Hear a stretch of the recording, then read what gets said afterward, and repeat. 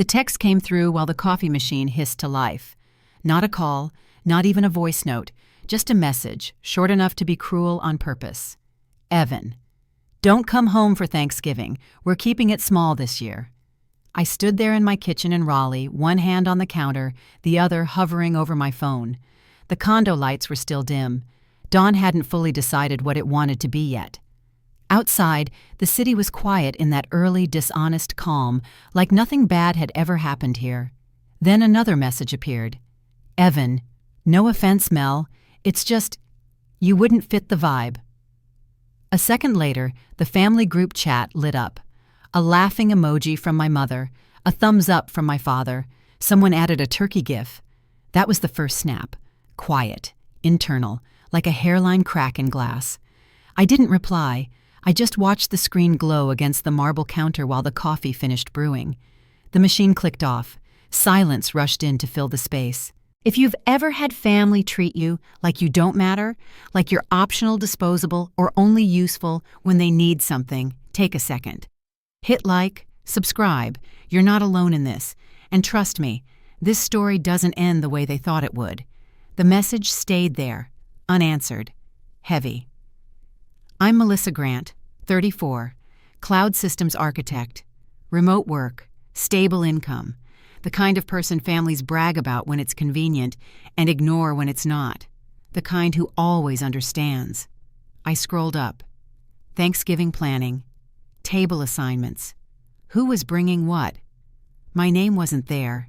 It wasn't an accident. I typed one sentence. Did I do something wrong? The dots appeared, then disappeared. Then my mother replied, Mom, don't be dramatic. It's just logistics. Logistics. That word again. Always neat. Always bloodless. I stared at it, jaw-tight, shoulders drawn in without realizing it. My sleeve bunched under my fingers as I gripped my own arm harder than necessary, a reflex I'd learned young. Stay still. Don't react. Don't make it worse. Another message followed. Dad. You know how Evan gets when he's stressed. That was the gaslight. Warm, familiar, worn smooth from years of use. I set the phone down and poured my coffee. The mug clinked too loud against the counter. My hand shook just enough to slosh dark liquid over the rim. I wiped it up with a paper towel and told myself to breathe. Then my niece Lily sent a voice message to the group chat. She didn't know any better. Uncle Evan says Aunt Melissa's too busy for Thanksgiving anyway. Busy. I let out a laugh that didn't reach my chest. Sharp. Broken. That was the second snap. I walked into the living room and stood there staring at the muted television. A cooking show rerun. Someone basting a turkey smiling like holidays didn't come with casualties. I thought about last year. About how I drove 3 hours after a 12-hour shift, showed up with 2 pies I baked myself, and spent the night washing dishes while Evan talked about his next big thing. He never asked how my job was going. He never asked if I was tired. But he always asked if I could spot him until next month. My phone buzzed again. A private message this time. Grandma Ruth. I saw the chat, sweetheart. Are you okay? I closed my eyes. Just once, I wanted someone to say, that was wrong. Instead, I typed back, I'm fine. That was the lie I'd been trained to tell. The dishwasher kicked on with a low growl. I leaned against the counter and let the vibration hum through my bones. It grounded me, kept me from throwing the phone across the room. 10 minutes passed. Then my mother called. I answered on the 3rd ring. Hi, I said. Her voice came through bright. Too bright. Honey, I don't know why you're upset. There it was. Straight to it. I'm not upset, I said. I'm confused. Well, she sighed. Evan and his girlfriend are hosting this year. They have plans, big plans. You know how important this is for him. Important, always him. I thought family was important, I said. She laughed softly, like I'd told a joke. Oh, don't start. That phrase hit harder than the uninvitation. Don't start, meaning don't make us uncomfortable, meaning know your place. You live alone, she continued. You don't have kids. You're flexible. Flexible. My fingers curled into my palm, nails biting skin. So I'm extra, I said. There was a pause, not denial. Calculation. I wouldn't say that she replied. But yes, space is limited. Limited. I pictured their dining room, the long table, the chairs they somehow always found room for when Evan needed something, when his friends crashed, when his girlfriend's cousin's roommate needed a seat. But not me. I already told everyone you weren't coming, she added. Let's not make this a thing. That was the third snap. Not loud, not visible, final. I won't, I said. Relief flooded her voice. Good. I knew you'd understand. Understand. I hung up without saying goodbye. The phone felt heavier than it should have, like it was loaded with every time I'd swallowed a comment, every check I'd written, every favor I'd done quietly so no one would feel indebted. I sat down at the kitchen table and stared at my hands. They looked calm, steady. You wouldn't know they'd been holding everyone together for years. Another message popped up in the group chat. Evan glad. That's settled. Can't wait for Thursday. A heart reaction from Mom. A fire emoji from Dad. I didn't react. I didn't respond. The dishwasher clicked off. Silence rushed back in. I realized something then. Something cold and clarifying. They didn't forget about me. They decided I was unnecessary. And the worst part, they assumed I'd take it. I stood up, walked to the window, and looked out over the street as the city finally woke up. Cars, lights, motion. Life going on without asking permission. My phone buzzed one last time. A text from my mother. You know I love you, but please don't ruin the holiday. I read it twice, then once more, and something in me went still. Not angry, not hurt, resolved. Because love that only exists when you're convenient isn't love at all. And for the first time, instead of shrinking myself to fit their table, I started wondering what would happen if I simply stepped away. The thought was quiet, but it was sharp, and it cut deeper than anything they'd said. I wasn't always invisible. I was useful first. That distinction matters. Growing up, I was the easy one, the one who didn't cry long, didn't ask twice, didn't need reminders. When teachers praised me, my mother smiled and said, "See, she's fine." When I brought home awards, my father nodded once and went back to helping Evan with whatever crisis he'd created that week. Evan needed things. I didn't. That became the family story. Whenever money came up, the phrase arrived like muscle memory. Melissa doesn't need anything. She's good, she's stable. Stable, like furniture, like infrastructure, something you lean on and forget to thank. The first time Evan borrowed money, he framed it as temporary. They always do. It was a Tuesday night.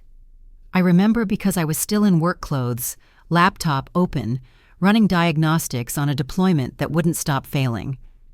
My phone rang. Evan's name. "Hey, Mel," he said, voice too bright. "Got a minute?" I didn't. I said yes anyway. He talked fast. About opportunity. About momentum. About how everyone online was crushing it with boutique fitness content. Virtual training. Personalized plans. "It's not like a gym," he said. "It's a brand." He needed seed money. Just enough to get the studio online. Cameras, software, a small marketing push. "I wouldn't ask if I had another option," he added. That line was always the closer. How much I asked. He hesitated, just long enough to sound embarrassed. $10,000. I stared at the error logs on my screen while he talked about upside, about how quickly I'd get it back, about how this was finally his thing. "You'll be proud," he said. That should have been my first warning. Pride was never the return. Relief was. Relief that he wouldn't spiral. Relief that my parents wouldn't call me next. I transferred the money that night. No contract, no timeline, no questions.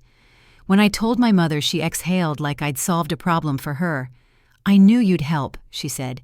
"You don't need it right now anyway." There it was again. You don't need it. As if need was the only metric that mattered. After that, the requests softened. Smaller. Easier to say yes to. Could I cover Evan's phone bill this month? Could I float the internet bill until his subscribers came through? Could I just put the software subscription on my card for now? For now became the shape of my life. Every ask came wrapped in reassurance. It's temporary. It's family. We'd do the same for you. They never did. When my car broke down 2 winters ago, I didn't call anyone. I paid it myself. When I caught the flu and missed a deadline, no one checked in. When I bought my condo, I signed a loan. But when Evan's studio numbers dipped, my phone rang before the analytics finished loading. The house loan came later. That one arrived dressed as an emergency. Evan and his girlfriend wanted to buy early. Rates were good. The bank needed a co-signer. "I won't be on the hook," I said, already tired. "Just on paper," my father replied. "You know we'd never let it fall on you." I knew, and I signed anyway. At family dinners, they praised Evan's ambition like it was bravery. "He's taking risks," my mother said. "He's not afraid to try," my aunt added. I smiled and passed the bread. No one ever called my consistency courage. They called it luck. The favoritism wasn't loud. That's what made it dangerous. It lived in tone, in who got defended first, in how Evan's failures were always framed as lessons, while my successes were treated like inevitabilities. "Of course Melissa's doing well," my dad once said. "That's just how she is," as if effort had nothing to do with it. The birthday dinner happened in late spring. A trendy place downtown. Exposed brick, low lighting. The kind of restaurant where menus don't list prices because you're not supposed to ask. Evan picked it. I arrived 5 minutes early. He arrived 20 minutes late. "Sorry," he said, sliding into the booth. Call ran long. No apology in his eyes, just momentum. The table filled quickly. My parents, his girlfriend, 2 friends I didn't recognize. Loud laughter, clinking glasses, menus closed, orders placed without looking. When the check came, the waiter set it between Evan and me. Evan didn't reach for it. He leaned back instead, stretching his arms like a man satisfied with himself. "You got this right," he said, smiling. "I'm still reinvesting everything." Reinvesting. That was the word now.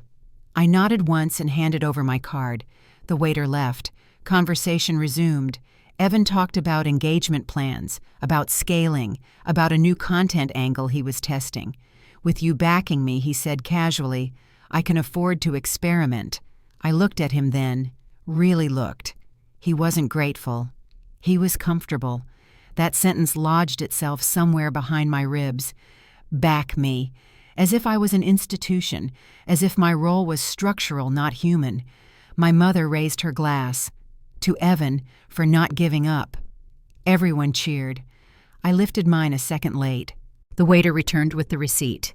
Evan grabbed it, scribbled a signature, and slid it back. "Add a good tip," he said. "She can afford it." Laughter rippled around the table. I smiled because that's what I always did, but something shifted. Later that night, alone in my car, I sat with the engine off and the lights dark. The restaurant's glow reflected off the windshield. Warm, false. I replayed his words. "With you backing me, I can afford to experiment." Experiment. On my money. On my silence. On my willingness to always be fine. I realized then that my role in the family wasn't support. It was insulation. I absorbed the risk so everyone else could pretend things were stable. And the worst part, they'd convinced themselves I didn't mind. By the time I pulled into my garage, that sentence was still there, sharp and unmoving, backing him. That night, I opened my banking app and stared at the list of transactions. Small numbers, big ones, all flowing one direction. I didn't change anything, not yet. But for the first time, I stopped telling myself this was just how families worked. I started asking a quieter, more dangerous question. What happens when the person who doesn't need anything finally decides to stop giving the house was quiet the morning after the Thanksgiving message? Too quiet. No calls, no follow-ups, no awkward apologies dressed as concern, just silence, clean, deliberate, and telling. I stood barefoot in my kitchen, the tile cold under my feet, phone in my hand. The sun cut through the blinds in thin lines, striping the counter like a warning. I didn't open the family chat. I opened my bank app. The screen loaded fast. Too fast. Like it had been waiting. There it was. The truth laid out in rows and timestamps. Monthly subscriptions I didn't use. Recurring charges I didn't remember approving. Payments labeled temporary that had quietly become permanent. Streaming services. Cloud storage. A phone plan with 4 lines, only one of them mine. I scrolled. Utilities, software tools, a marketing platform billed to my card but logged into Evan's email. My jaw tightened. This wasn't generosity anymore. It was infrastructure. I wasn't helping. I was holding everything up. The realization didn't come with rage. No shaking hands, no tears. It came cold, precise, like finally seeing a structural flaw in a system you'd built yourself. I tapped into one charge streaming, set up 2 years ago. I remembered the conversation. I need it for research, Evan had said. Competitor analysis, trends. What he'd meant was background noise while he watched games and waited for motivation to arrive. My thumb hovered. Just one click. Cancel subscription. A confirmation screen popped up, polite, neutral. Are you sure I pressed confirm? The app refreshed. Gone. No fireworks, no alert, no dramatic pause. Somewhere across town, a screen would freeze mid-play. A buffering wheel would spin. Confusion would follow. I didn't imagine it. I moved on. Next, the phone plan. 4 lines. Unlimited data.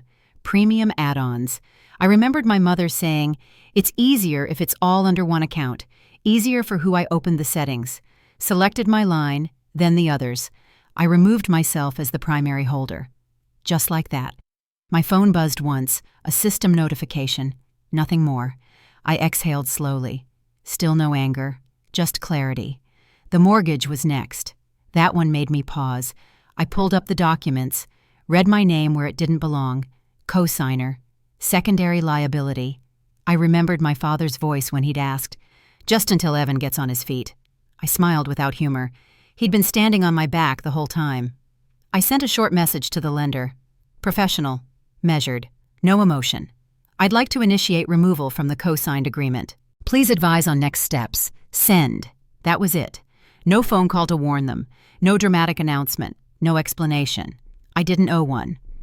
The dishwasher clicked on behind me. A steady hum. White noise for what came next. I closed the banking app and sat down at the table phone, face down, hands flat against the wood. My heart wasn't racing. That surprised me. I'd spent years bracing for this moment, telling myself that saying no would feel like jumping off a cliff.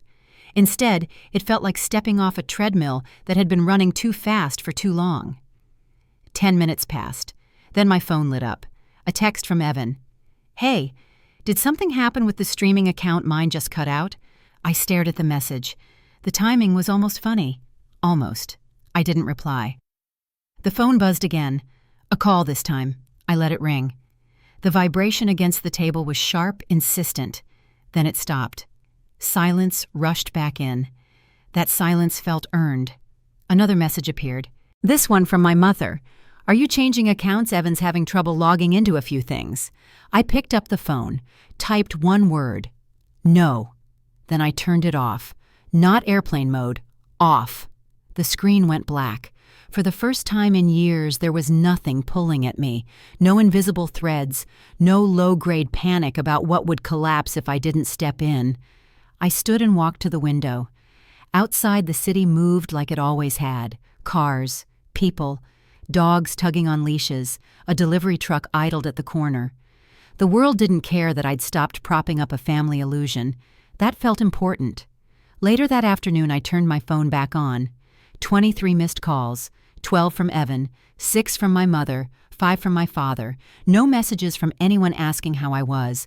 Only variations of "what did you do?" I scrolled through them once, then archived the thread. I wasn't ready to talk. I didn't need to. That night, I cooked dinner for myself. Simple. Pasta, olive oil, garlic. The stove clicked as it cooled. The vent hummed overhead. Ordinary sounds. My phone buzzed again.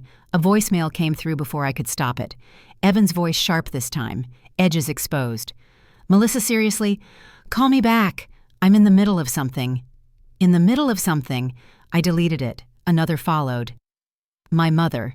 Tight smile audible even through voicemail. "I don't know why you're doing this, but it's really inconvenient. This isn't the time. Inconvenient. That word again." I let the phone slip from my hand onto the couch.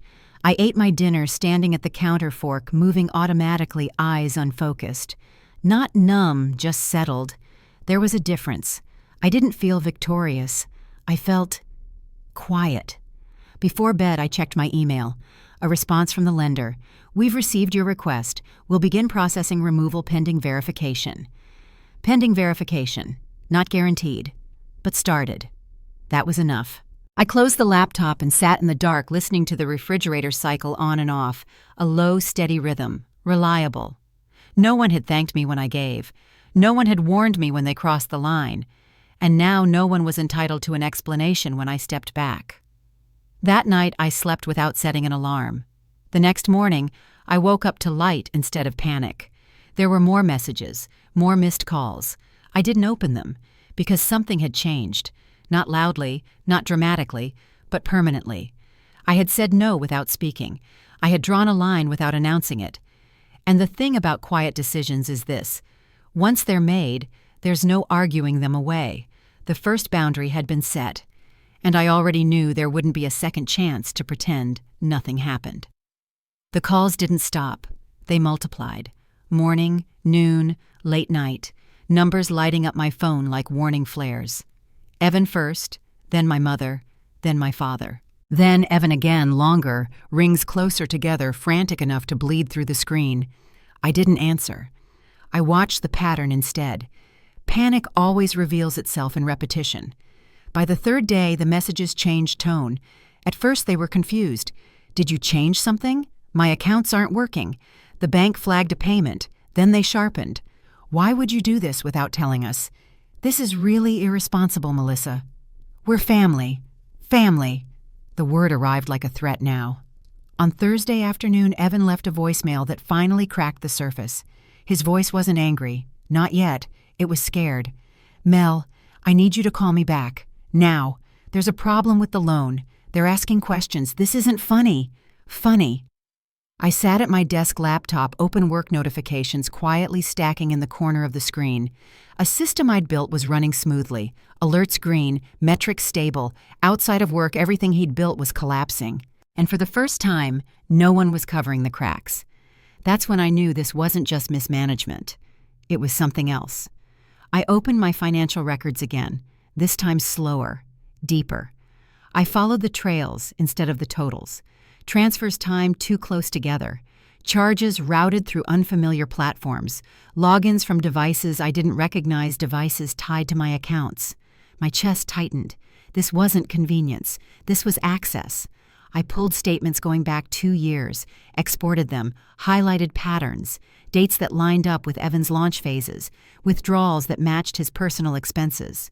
My name was everywhere, too everywhere.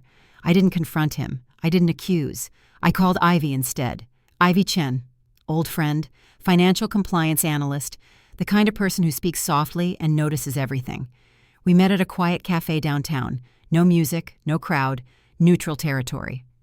I slid my laptop across the table. "Tell me if I'm overreacting," I said. She didn't answer right away. She scrolled, zoomed in, took notes, her jaw set. "This isn't accidental," she said finally. "And it's not small." My stomach dropped. Not from fear, from confirmation. "He's been using accounts linked to you," she continued. "Some of these charges are masked. That doesn't happen by mistake." I stared at the table, the grain in the wood, the scratch near the edge. "So what do I do?" I asked. She didn't hesitate. "You protect yourself. First, family second, if any." That sentence landed clean and solid, no drama, no apology. We spent the next hour building walls, credit freezes, access revocations, documentation folders labeled and locked. Every click felt heavier than the last, but also steadier. I wasn't destroying anything. I was sealing doors that should never have been open. By the time I left the cafe, my phone was vibrating nonstop. I didn't look. That night, the confrontation came to me. I was halfway through dinner when my condo buzzer went off. Once, twice, then again. I stood there, fork suspended, listening. The buzzer stopped. Then my phone rang. My father. I answered. "We're outside," he said. No greeting. No softness. "Open the door." I paused. Long enough to feel the shape of the moment. Then I pressed the button.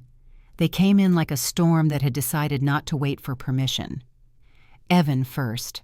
Pale, jaw tight, eyes darting like he was scanning for exits. My mother behind him, lips pressed, thin arms crossed. My father, last shoulder's heavy expression, already resigned. No one sat down. Evan started pacing. "What did you do?" he demanded. "Do you have any idea what you just triggered?" I leaned back against the counter, folded my arms. Yes, that threw him. My mother jumped in. "Melissa, this is extreme. If you were upset, we could have talked." Talked. After years of silence. "I wasn't upset," I said. "I was done." Evan laughed once. Sharp. Hollow. Done with what he snapped.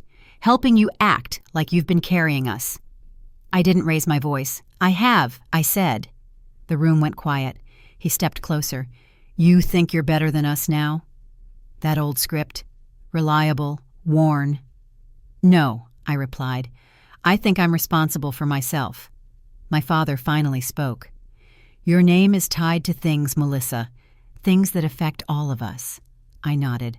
"Not anymore." My mother's eyes widened. "You wouldn't—" "I did." Evan's face drained of color. "You pulled out," he asked. "You can't just—" I said. And I did. He ran a hand through his hair.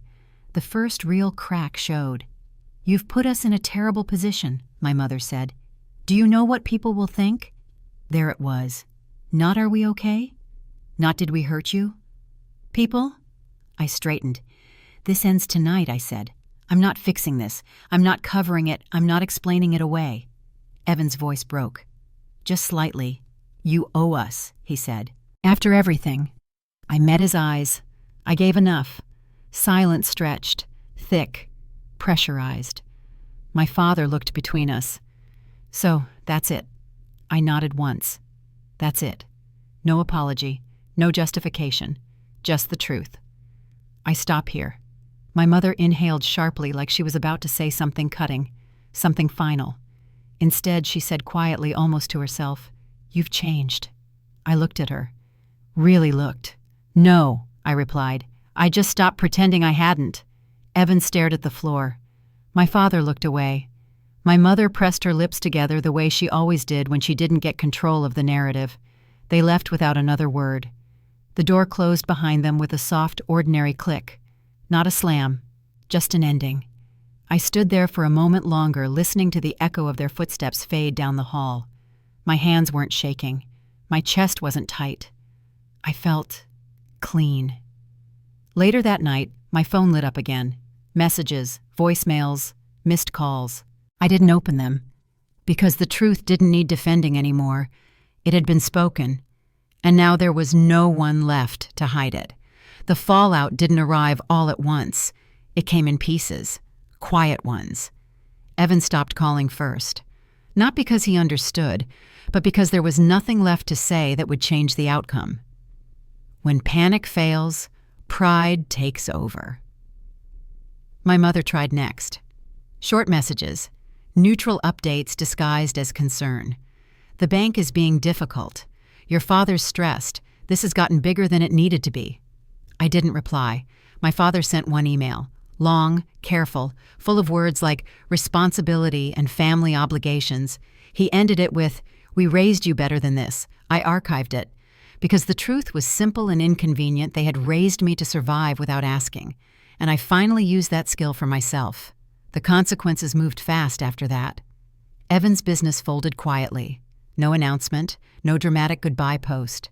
Just a website that stopped loading and social accounts that went dark. The studio lease didn't renew.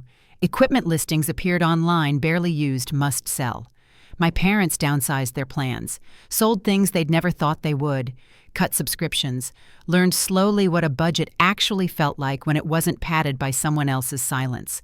They didn't apologize. They adjusted, which told me everything I needed to know. I kept one number unblocked. Grandma Ruth. She never asked questions she didn't need answers to. She called once a week, always in the late afternoon when the light softened and the day stopped demanding things. "You eating?" she'd ask. "Yes." "You sleeping?" "Yes." "Good," she'd say. "That's what matters." She never told me I'd done the right thing. She didn't need to. Her voice stayed steady, unchanged, like it had always been there waiting for me to finally hear it. The holidays came anyway. December didn't care about family dynamics. The city dressed itself up regardless. Lights strung across streets, storefronts glowing, carols leaking from open doors. I didn't go home. I didn't explain why. I stayed in my condo and bought a small tree from a lot on the corner. It leaned a little to the left. I liked that about it. Proof it wasn't trying too hard. I cooked for one. Not sad meals. Real ones. Food that took time. Garlic sizzling in olive oil. Bread warming in the oven. The kind of cooking that makes a home feel occupied even when no one else is there. On Christmas Eve, I set a place at the table out of habit. Then I paused and put the extra plate away. That was the moment I felt it, the quiet relief. Not loneliness, relief.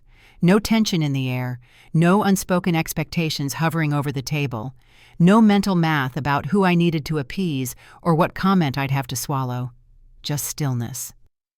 I called Grandma Ruth after dinner. We talked about nothing important. A recipe she'd messed up once, a neighbor's dog, the weather. Before hanging up, she said, "Your place sounds peaceful." "It is," I replied. "I'm glad," she said. And that was all. Later, I sat on the floor with my back against the couch lights from the tree, reflecting softly off the walls. My phone was beside me face down, silent.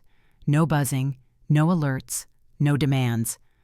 I realized then how much noise I'd been living under. A constant hum of obligation. A low-level fear that if I stopped giving something would break, and it would be my fault. Things had broken. Just not me. I didn't feel triumphant. I felt grounded. In the weeks that followed, the distance settled into something permanent. My parents stopped trying to pull me back in. Evan disappeared into his own orbit of consequences. Life went on, mine included. I built routines that didn't revolve around anyone else's needs. Morning walks, evenings without checking my phone. Weekends that belonged to me instead of being pre-negotiated by guilt. I didn't close the door because I was angry. I closed it because I was done bleeding quietly.